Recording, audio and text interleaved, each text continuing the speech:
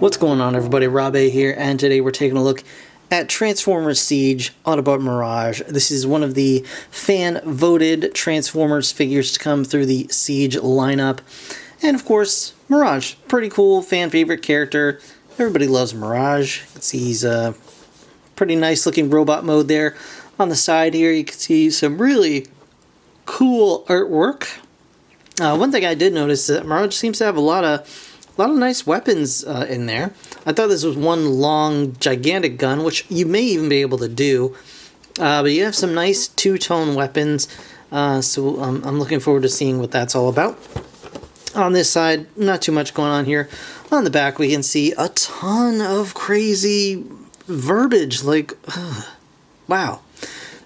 Anyway, we do have the robot mode shown off here, of course with some Battle Masters attached as well, and then the vehicle mode. So really excited. It looks very much just like an Earth-based vehicle mode, but it's supposed to be Cybertronian, I guess, so we'll see what it actually looks like once it's all said and done. But either way, really excited to have him in hand, and we're going to check him out right now.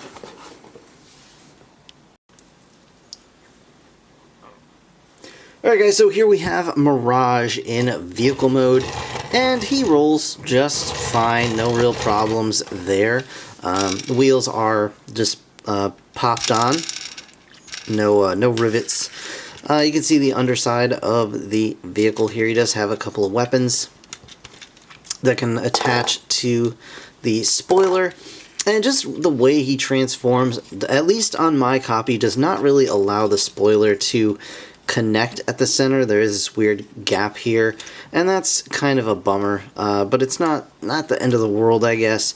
It's really the robot mode that counts mostly, I guess, in this instance, but it would be nice if it were a little more smooth, and I feel like they could have probably found a different way to actually transform the spoiler and arms to make that not so much of an issue. Maybe have the spoiler be able to rotate independently of the arms, but you know, that would have added to the overall build cost of the figure. The vehicle body is made out of translucent blue plastic, which is kind of strange. There is silver paint behind what is meant to be the cockpit of the vehicle, but you can barely tell. It doesn't really look any different than the rest of the vehicle, which is also kind of a shame, but I guess it does make sense since it doesn't really necessarily need to have a cockpit. You can see some Cybertronian lettering on the side here. I don't know what that says. I'm sure you guys all do. And then on the back you can see the Autobot logo, and of course the false front of the robot mode. Just like that. Transformation is, it's fairly simple, but not as elegant as I might like, so let's go ahead and get into that right now. So first thing we're going to do is we're going to actually pull this whole section up and rotate. This whole rear section is going to actually unpeg and rotate back, just like that.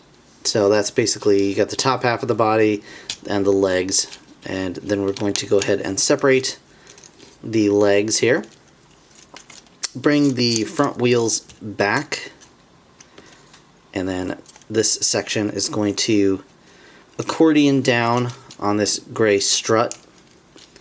It's going to accordion down, and it'll peg into place. It's just a soft peg, and it'll peg into place like that. You can actually...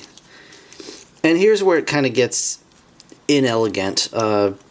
So we've got the toe here, which actually slides over the connector strut here, and it doesn't really quite like to do that nicely all the time. It wants to like scrape against it, and you have to kind of bend it to get it where it needs to go. So I'm just not a huge fan of that. Basically, you push the wheel out of the way, you push the foot down, and then bring this whole section down, and it should clip into place, and then you can just rotate the leg around. It's going to face that way. And do the same on the other side. I know I kind of over-explained it, but we're going to swing this whole section around, swing this section down, bring the foot out, keep it going. It's going to tab into place, and then put that in the correct facing direction. Spin him around, because this is how he goes in robot mode. And then the top half of the body is very, very easy. We're just going to rotate the head up like so. Bring these wheels in along the back here. Then squish this whole section down, and you'll see there's a slot right there and a tab right there. You just want to tab that in. And then the two shoulder sections are going to rotate back and plug into place. Get the arms kind of how you want them, and then fold the fists out. And there you have Mirage in robot mode. And he's not bad. He does come with a couple accessories here. He's got this gun, which is pretty neat looking, nicely molded. It's got kind of these little foils coming off the side here. And those can plug in to his hands, to his shoulders, to his upper shoulders. That always does have some ports on the sides of his legs. If you so desire, you can actually maybe have him store the weapon there. Not quite. Yeah, he can kind of store it. It's a little janky, but you can mostly get that going. And he does come with this weapon as well, which is actually dual molded plastic. Also, this bit does remove, and you can see the gray plastic underneath there, surrounded in well, this actually is black paint. I can't quite tell. It looks like, I think it is black paint. There's part of me that's like, well, it looks like it's black plastic molded around gray, but I'm pretty sure it's actually just painted black, which is cool. But it does have a port in there that you can attach this, should you so desire, or you can plug this into a shoulder, or, you know, whatever works for you. He does have a port in the back here, so you could technically just have that on his back or whatever, and then you can hold the guns however you like, or even, you know, have it kind of the old-fashioned, like it came with a firing rocket or something. Articulation is fine. It's good. If I can get this out of his hands, I'll show you. Head is on a kind of a limited ball joint here.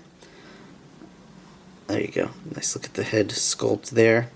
Head does rotate all the way around. It goes up and down a little bit.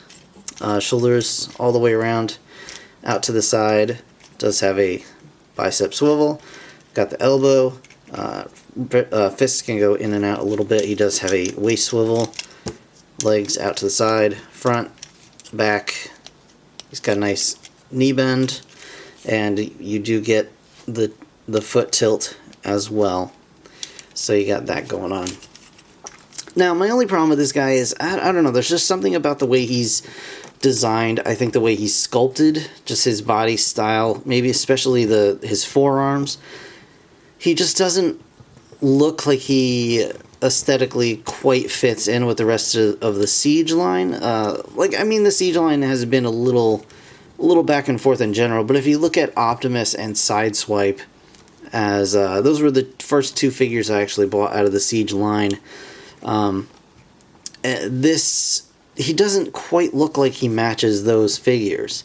I mean, he looks fun, but he looks more like a design from like the Combiner Wars series, more so than the War for Cybertron series. And that's not to say it's a bad thing, it's just maybe not as, like I said before, maybe not as elegant as, say, the Sideswipe mold or the Prime mold are, in my opinion. So, Other than that, I mean, he's a fun figure. He's a neat little race car. But again, it's just missing something for me.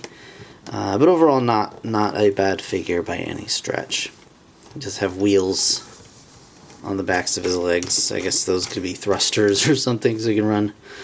You know, gotta go fast. Anyway, so that is going to do it for this review, guys. I want to thank you so very much for watching. As always, if you enjoyed the video, please hit the like button. It really does help me out. Of course, subscribe if you want to see more. I'll be back soon. So, again, thanks for watching. I'll see you in the next one. Bye for now.